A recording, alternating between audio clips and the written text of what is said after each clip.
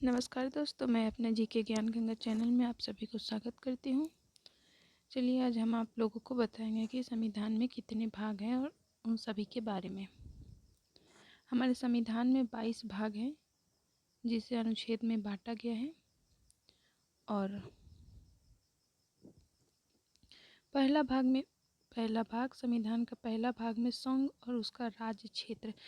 संघ का मतलब केंद्र होता है, केंद्र और उसका राज्य क्षेत्र के बारे में वर्णन किया गया है। यह आर्टिकल अनुच्छेद को ही आर्टिकल कहते हैं, ठीक है।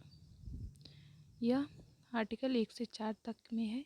और दूसरा भाग में दिया हुआ संविधान के दूसरा भाग में नागरिकता यह आर्टिकल अनुच्छेद 5 से 11 में दिया हुआ है। और तीसरा भाग में मूल अधिकार, भाग तीसरा में मूल अधिकार दिया गया जिसे फंडामेंटल राइट्स कहा जाता है।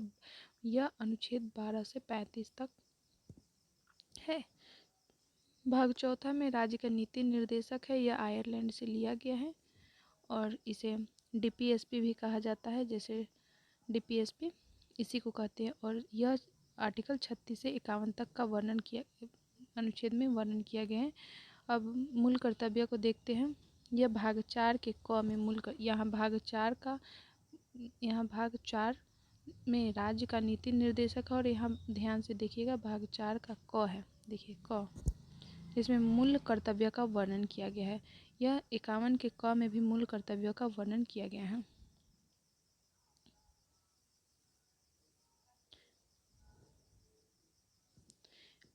भाग 5 में संघ के बारे में दिया गया है। यह आर्टिकल 52 से 151 तक है। और भाग 6 में राज्य के बारे में दिया हुआ है, राज्य के बारे में वर्णन किया गया है। यह 152 से 237 तक का वर्णन किया गया है। भाग 7 में कहा गया है कि पहली अनुसूची के भाग का, पहली अनुसूची जो है ना, पहली जो हम लोग दूसरे वीडियो में देखे थे, वो पहली अनुसूची के भाग ख के राज्य संविधान के 7वें संविधान संशोधन अधिनियम 1956 के द्वारा निरस्त कर दिया गया, यानी उसे हटा दिया गया है। 238 आर्टिकल 238 में यहाँ है, आर्टिकल 238 निरस्त किया गया है।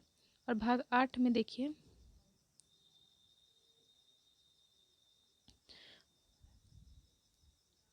भाग 8 में केंद्र शासित प्रदेशों के बारे में दिया गया है। जितने भी केंद्र शासित प्रदेश हैं हमारे देश में, 8 केंद्र शासित प्रदेश है और 28 राज्य है, जिसमें से कि केंद्र शासित प्रदेश यह आर्टिकल 239 से 242 तक का वर्णन किया गया है। और भाग 9 में देखिए पंचायत के बारे में वर्णन किया गया है। पंचायत के बारे में यह मोस्ट इम्पोर्टेंट है, इसे हर एक एग्जाम में इससे क्वेश्चन आते हैं।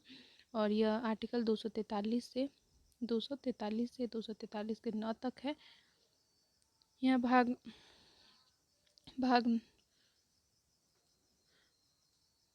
11